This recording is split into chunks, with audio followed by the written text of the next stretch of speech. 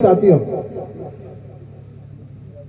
क्योंकि इस देश के अंदर, भारत देश के अंदर, भारत का खाने के बाद भी पाकिस्तान का जयकार लगाते हैं। हमें शर्म आनी चाहिए ऐसे लोगों पर। जो इंडिया पाकिस्तान का मैच होता है और फलना गांव के अंदर पाकिस्तान के नारे लगते हैं, यह हमारे लिए शर्म की बात है मेरे साथियों। कब तक हम चुप बैठे रहेंगे इस देश के अंदर? जब तक अपनी आवाज नहीं उठाएंगे और जब तक हम आगे नहीं बढ़ेंगे, इस देश की रक्षा नहीं कर सकते मेरे साथियों। दूसरी बात, देश के अंदर यह शूरवीरों की धरती है राजस्थान कि जब जब इस देश पर संकट आया तो महाराणा प्रताप, छत्रपति शिवाजी और भगत सिंह, सुखदेव, राजगुरु का नाम पहले आया। और आज शर्म की बात है कि इस देश के अंदर राजस्थान की धरती पर गौ तस्करी का नाम आता है तो राजस्थान की धरती का नाम आता है मेरे साथियों। सबसे ज्यादा गौ तस्करी राजस्थान की धरती पर हो रही है और सबसे ज्यादा कत्ल खाने राजस्थान की धरती पर हो रहे हैं मेरे साथियों। यह हमारे लिए शर्म की बात है मेरे भाइयों। कब तक हम मुंह पर चुप्पी छान कर बैठे रहेंगे? कब तक अपनी आवाज नहीं उठाएंगे? हमें आवाज उठानी पड़ेगी इस देश के अंदर।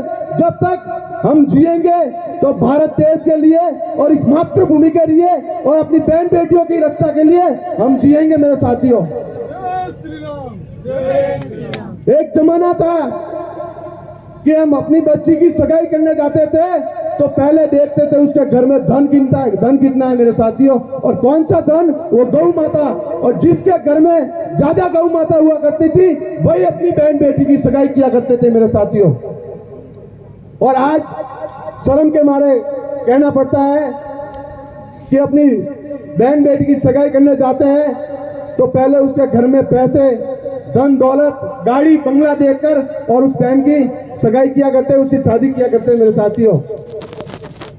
एक जमाना था जब भारत देश आजाद हुआ तो हिंदुस्तान के अंदर 35 करोड़ गौ माता की संख्या हुआ करती थी और हिंदुओं की संख्या 7 करोड़ हुआ करती थी। और आज हमें शर्म के मारे कहना पड़ रहा है कि गौ माता 7 करोड़ हो गई है और हिंदुओं की संख्या 100 करोड़ के पार हो गई है मेरे साथियों। कब तक हम ऐसे चलता रहेगा इस देश के अंदर? कब तक अपनी आवाज को उठाते नहीं रहेंगे मेरे साथियों?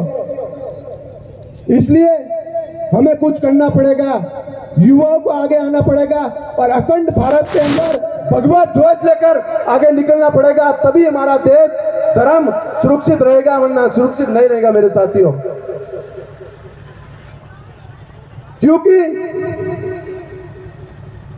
कुछ युवा लोग जब आगे आते हैं इस लड़ाई के लिए तो लोग डरते हैं कि मुकदमा लग जाएगा। अरे मुकदमे की चिंता मत करो, अगर हमारा धर्म ही नहीं बचा तो ये मुकदमे से क्या मतलब मेरे साथियों। अगर 2-4 मुकदमे लग जाएंगे तो कोई फर्क नहीं पड़ेगा। हिंदुस्तान के अंदर 100 करोड़ फाइल पड़ी है सुप्रीम कोर्ट के अंदर मेरे साथियों। अगर एक फाइल हमारी भी लग जाएंगी तो कोई फर्क नहीं पड़ेगा मेरे साथियों। हमें अच्छा काम करना पड़ेगा और आगे आना पड़ेगा, तभी हमारा धर्म बच पाएगा मेरे साथियों। सैनिक की पहचान उसके शस्त्रों से होती है, नारी की पहचान उसके वस्त्रों से होती है। बाड़ी अड़ंबर, सैनिक की पहचान उसके शस्त्रों से होती है, नारी की पहचान उसके वस्त्रों से होती है। और बाड़ी अड़ंबर दिखावे का कोई मूल्य नहीं, मनुष्य की पहचान उसके व्यवहार से होती है मेरे साथियों, कि उसका व्यवहार कितना है मेरे साथियों। जिंदगी में आए तो कुछ करके जाओ मेरे साथियों। जब हम इस देश के अंदर इस जमाने में आए थे तो हम रो रहे थे, दुनिया हंस रही थी। साथियों, कुछ काम ऐसा करके जाओ, जब आप जाओ तब आप हंसो और पूरी दुनिया रोए मेरे साथियों। नाम व्यक्ति के अमर नहीं होते, कर्म व्यक्ति का अमर होता है। जब दुनिया के अंदर हम जाए तब हमारे पीछे लाइन लगनी चाहिए मेरे साथियों कि ये व्यक्ति था, धर्म के लिए, देश के लिए आगे आता था मेरे साथियों। इसलिए मेरा सभी से निवेदन है कि राष्ट्रीय बजरंग दल पूरे देश भर में कार्य कर रहा है। गौ माता के लिए, बहन बेटियों के लिए आगे आइए और देश की रक्षा करें, धर्म की रक्षा करें और अपना भगवा ध्वज लेकर आगे निकला मेरे साथियों। यही मेरा निवेदन है। इसी के साथ अपनी वाणी को विराम दूंगा।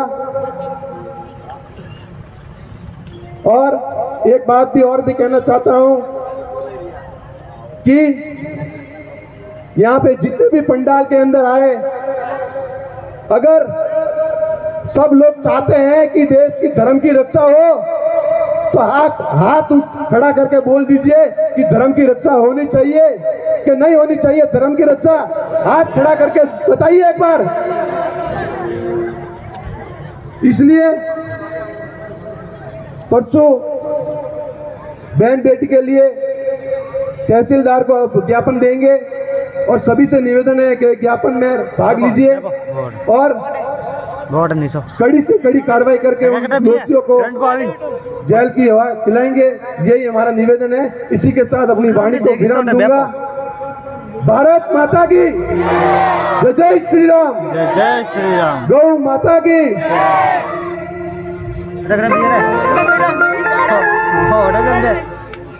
धन्यवाद।